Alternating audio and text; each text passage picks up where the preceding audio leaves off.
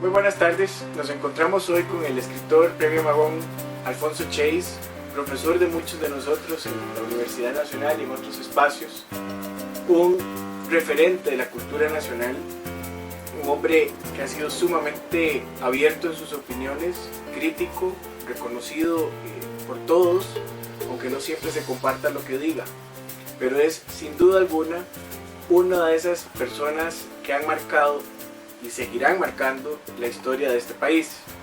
Gracias, don Alfonso, por recibirnos en su casa este día. Gracias a usted, gracias a la revista y gracias al camarógrafo. Son gracias compartidas. Comenzamos. Como le comentábamos, este número de la revista va dedicado al tema de la cultura. Desde su punto de vista como estudioso que ha sido de la materia, ¿cómo es la cultura en Costa Rica? Bueno, la cultura ha existido desde siempre, ¿verdad? En su valor simbólico, yo lo pienso así, se consolidó con el hallazgo de la imagen de la Virgen de los Ángeles, que es una imagen cultural y simbólica del país, ¿verdad? Es la madre de nuestra cultura mestiza. Y luego a través del tiempo se va entendiendo eso, que a veces es difícil, porque en San José y en Cartago y en Heredia no hay grandes espacios citadinos coloniales. Entonces uno entiende que la cultura da origen a la cafetocracia. San José es una ciudad que no creció, como se dice, alrededor del Teatro Nacional, sino que creció alrededor de los beneficios de café. Si usted va a Barrio Den, si usted va a La Verbena en el sur, si usted va al este, estaban los Yos, está Curridabat, en el norte está el Llano de la Sabana, Matarredonda, Romoser, que eran las tierras más fértiles del país, y eso produjo el crecimiento de plantaciones, que es muy interesante. Es una teoría que no es nueva, pero es novedosa. Entonces se crea una clase pensante, que es la cafetocracia, que es la que da fondo a nuestro país. Y tiene un gran sentido muy importante para mí o para los costarricenses, que da origen a un documento político que se llama el Pacto de Concordia, después de la independencia, que se denomina Pacto Social Fundamental de Costa Rica. El hecho de que se denomine Concordia implica que hay una manera de sacar adelante por consenso el país. Y luego ocurre un hecho muy importante, que es un hecho cultural, que es el triunfo de San José en la batalla de Ochomogo sobre Cartago y la desaparición, por suerte, de la ley de la ambulancia, que andaba la capital en las capitales de provincia y era totalmente pues extravagante, ¿verdad? No puede estar la gente la carga gubernamental 3 meses en Cartago, 4 meses en Heredia, sino que se terminó, pues San José era el punto más importante para construir nuestra nacionalidad. Esto quiere decir que hay una relación directa entre el poder económico con la cultura. Sí, con el pensamiento cultural. Estamos hablando de mentalidades culturales. Nosotros, como dijo muy claramente y muy molestamente para algunas personas Rubén Darío, no producimos arte, producimos café. Entonces eso determina otra visión del mundo, que es también una visión mimética muy hermosa, porque vienen los liberales a partir del 1870, y se crea la base social cultural del país, que no nos enseñan lo que hemos hablado en nuestras clases y lo que hemos hablado como amigos todos, es el aparato social. Tenemos una campaña nacional que ganamos, establecemos un interinato que es muy incómodo, que es el gobierno de los Montealegre y de don Jesús Jiménez, y luego empieza el general Guardia, que es lo que podríamos llamar la generación del 75, que es cuando se crean los primeros esbozos culturales como bien tangible, que es pues el Teatro Nacional, que es la lucha entre una visión sintética europea costarricense, y empiezan a darse entre los liberales los primeros pensadores y artistas. El primer artista bien claro, yo lo he determinado en lo que he escrito, es don Enrique Chández, el primer músico, el primer hombre que establece la segunda forma de la cultura nacional, que es Juan Santamaría. esa famosa pintura de don Enrique Chanti y de Juan Santamaría como campesino quemando el mesón. Tiene indudablemente valores religiosos. A veces eso se discute mucho, pero se discute dentro de una concepción positivista que a mí ya ha pasado de moda. La patrona de Costa Rica es Nuestra Señora de los Ángeles. El héroe epónimo nacional se llama Juan Santamaría, e implica una conciencia nacional, y la otra conciencia nacional es de don Juan Rafael Mora Porras, que de alguna manera representa esa cafetocracia progresista, trabajadora y con ganas de construir un país, con grandes errores. ¿Cómo es la identidad costarricense? La identidad costarricense es plural. Los grandes pensadores costarricenses han sido plurales y generalmente no han sido aceptados en su momento.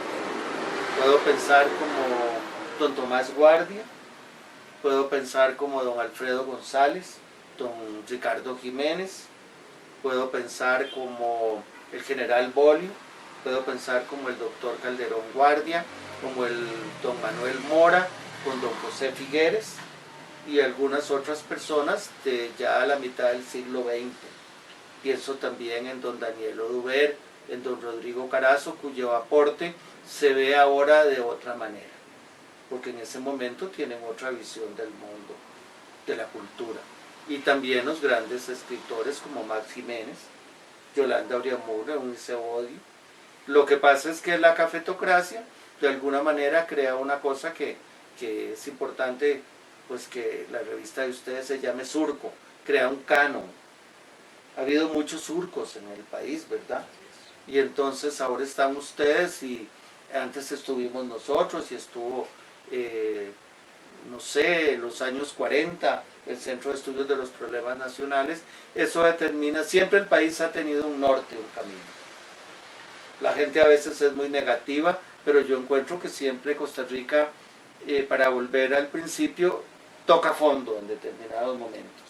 Y hay 3 instantes de la creación de la República, ¿verdad? La República primero es un Estado federado, luego se crea la Primera República, que dura hasta el 48, luego se crea la Segunda República, que dura hasta el 95, cuando se firma el Pacto Calderón-Figueres, y luego llega la República Cuarta, que podría ser ahora. Estamos en esa crisis. Estamos que nos va en ese, a permitir ese sí, cambio. claro. Evidentemente va a ser mucho más mayoritaria que todo lo que hemos pensado. ¿Hacia cuándo podría pasar? Yo creo que eso no se mide en términos electorales, sino en términos de conciencia popular. Ha habido un debilitamiento completo de la Primera, Segunda y Tercera República. Obviamente vamos hacia la Cuarta República. ¿Hay alguna diferencia entre el tico y el costarricense? Sí, totalmente. Yo lo he expresado. Costa Rica es un Costa Rica, ¿verdad? Habría que tirarse en qué momento el almirante le da nombre a nuestra costa. Tendría que uno tirarse al momento del descubrimiento, cuando se da aquel acto tan curioso que son los indios de Limón, le mandan al almirante unas chicas, ¿verdad? Jóvenes, núbiles, vestidas de una manera muy extraña, y don Cristóbal Colón se queda perplejo. No hubo un asalto, quiero decir, no fue combativo, ni de ninguna manera hubo un asalto de los descubridores o conquistadores a un territorio, fue un intercambio. Y luego, cuando se hablaba del ser costarricense, yo soy costarricense, ¿verdad? Pero no soy tico. ¿Cuál es la diferencia? La gran diferencia, pues un poco fea, como yo la veo y la he asimilado, que hay una cosa que se llama tiquicia. Eso no tiene nada que ver conmigo.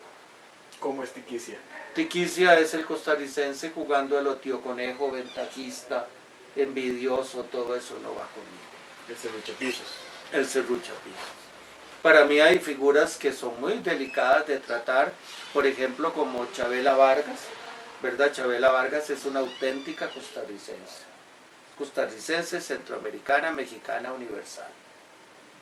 El domingo presentó su disco a los 92 años en Bellas Artes, lleno sobre García Lorca.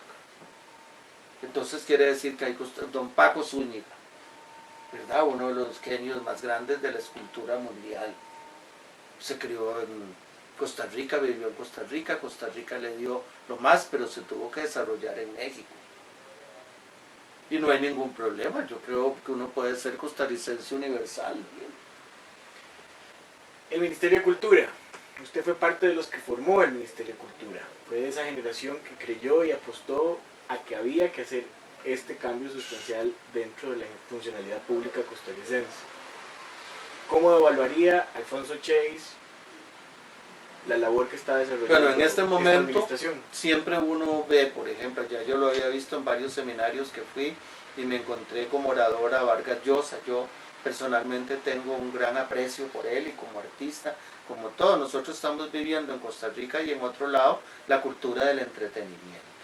Para mí la cultura nacional tiene que hacerse evidentemente con un Consejo Nacional de Cultura, con consejos regionales de cultura y logrando una interacción. No es solo descubra su ciudad, me enamoré de San José y todo eso, porque eso ocurre aquí, no. A mí me parece que eso significa crear una élite cultural.